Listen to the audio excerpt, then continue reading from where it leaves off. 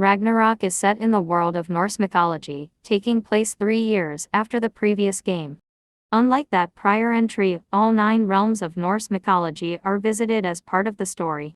Midgard is the primary realm, which has become a frigid wasteland, dramatically changed by Fimbulwinter, a 3-year-long winter that began upon the conclusion of the previous game. The Lake of the Nine, previously navigable by means of a boat, is now frozen over, with Kratos making use of a sleigh and 2 pet wolves to navigate around the area.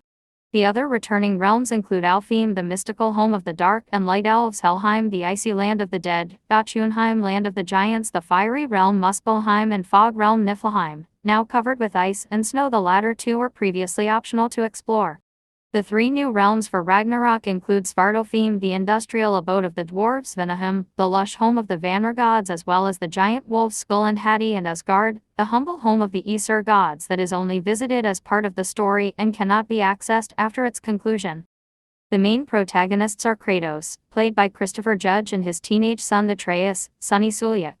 Kratos is the former Greek god of war, while Atreus is half giant, 1/4 god, and 1/4 mortal, and is also referred to by his giant name Loki. Since the conclusion of the previous game, Kratos and Atreus have been in hiding at their home in Scandinavia in the realm of Midgard, training for the inevitable battle ahead of them. They are often accompanied by the head of Mimir, Alistair Duncan, who claims to be the smartest man alive, and is a loyal companion who provides knowledge and counsel.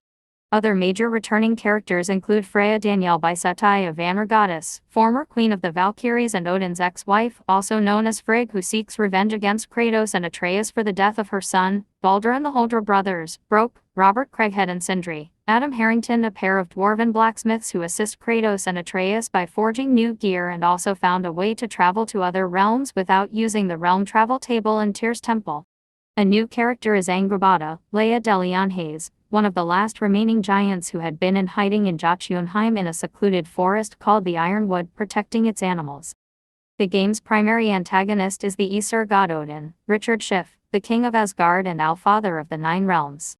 An unseen character in the previous game, he is a pathological liar and manipulator obsessed with preventing his death at Ragnarok, and will take any means to stop it. He lost an eye while looking into a rift between worlds in hopes of finding answers to prevent the catastrophic event. His ravens, including Hugin and Munin, allow him and the Aesir to travel freely to any realm, and they are his watchful eyes over them. 4. Ryanhurst, Aesir, god of thunder and eldest son of Odin, serves as a secondary antagonist. He is the half-brother of Baldur and father of Modi and Magni, all of whom Kratos and Atreus killed in the previous game. He wields the hammer Mjolnir with which he slays giants, despite being part giant himself, and does the bidding of his father although constantly belittled by him. Another antagonist is the Aesir god Heimdall Scott Porter, another son of Odin and half-brother to Thor, who has a superiority complex and believes himself untouchable due to his foresight ability.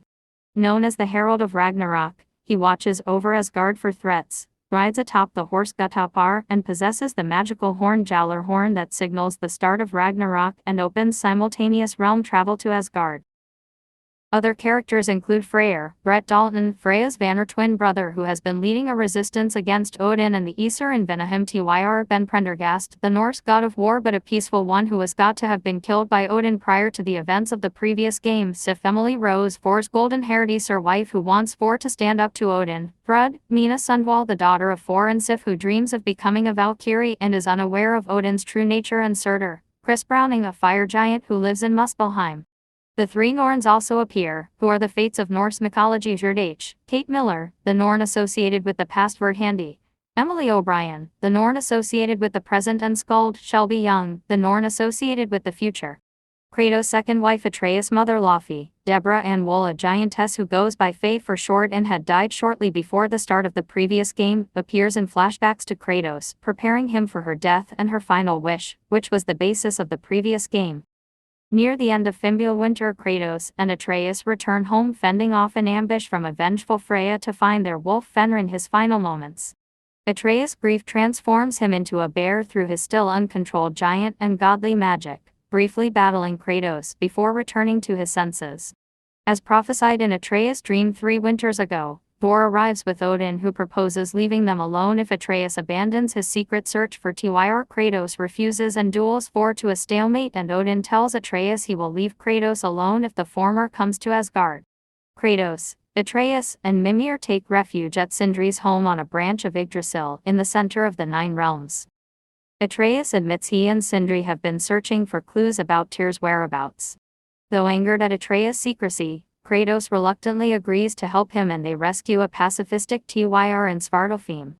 The group head to Groa's shrine in Alfheim to understand the prophecy concerning Ragnarok and learn Groa lied. Only Asgard is fated to be destroyed while all other realms survive under a new champion, implied to be Atreus under the name Loki. Kratos and Atreus argue over the latter's supposed destiny. That night, Atreus is magically transported to Jotunheim, where he meets Angrboda, who shows him a mural before telling Kratos' death in Ragnarok and Atreus serving Odin. Atreus learns the giants transferred their souls into spiritual stones. He is entrusted with them and puts a giant's soul into a snake's body. Atreus returns to Midgard and hides his journey from an infuriated Kratos. Freya attacks again, agreeing to spare Kratos if he helps her break the curse binding her to Midgard. She temporarily circumvents it by taking form of a falcon. In Vanaheim, Kratos opens up to Freya about his first family's deaths in Greece, his vengeance against Olympus, and the emptiness of revenge. After breaking the curse, Freya and Kratos make amends. Later, Kratos and Atreus argue regarding the latter's deceitful behavior. Atreus flees to Asgard to find a way to prevent Kratos' death. He works with Thor and Frud to prevent Ragnarok by reassembling an ancient mask for Odin that can supposedly grant infinite knowledge. Meanwhile, Kratos, Freya, and Mimir visit the Norns, who say Heimdall is destined to kill Atreus. Kratos and Brok forge the Draupnir ring into a powerful spear, capable of harming Heimdall.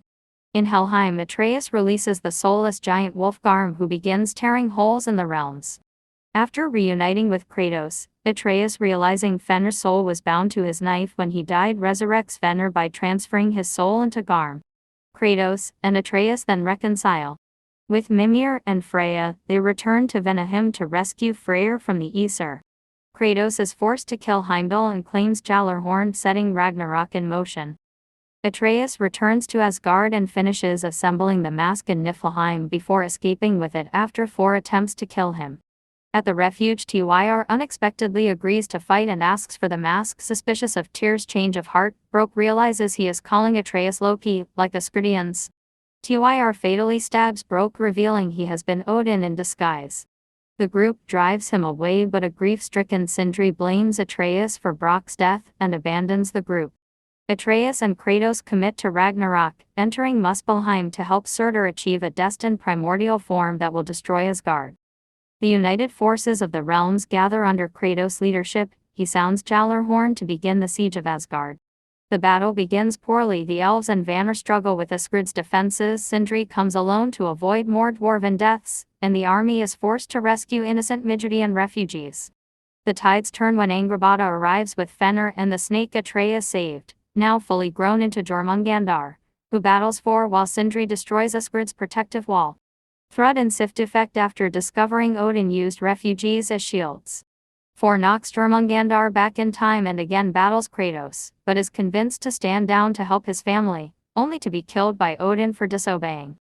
Kratos, Atreus, Freya, and Mimir overpower and defeat Odin. Atreus shatters the mask and traps Odin's soul in a spiritual stone, mirroring the mural he saw in Jotunheim, which a vengeful Sindri smashes to ensure Odin dies. Freyr sacrifices himself so everyone can flee as Surtur destroys Asgard. In Midgard, Atreus reunites with Angrboda, who shows him and Kratos a mural Fae had destroyed so they could determine their own fate. Atreus resolves to find other surviving giants, and bids a heartfelt farewell to his father. Kratos discovers a mural depicting him as a revered peaceful god. Finally hopeful about his future, Kratos recruits Freya and Mimir to rebuild and restore peace. Asgard's Einherjar are cleared out. Freya kills the vengeful Valkyrie queen Gienah and reclaims her mantle. The Aesir relocate to Vanaheim and achieve peace with the Vanir. Thrud wields Mjolnir to honor Thor. The real Tyr is freed in Niflheim. In the secret ending, Kratos, Freya, Mimir, and a still grieving Sindri attend a funeral for Brok in Svartalfheim.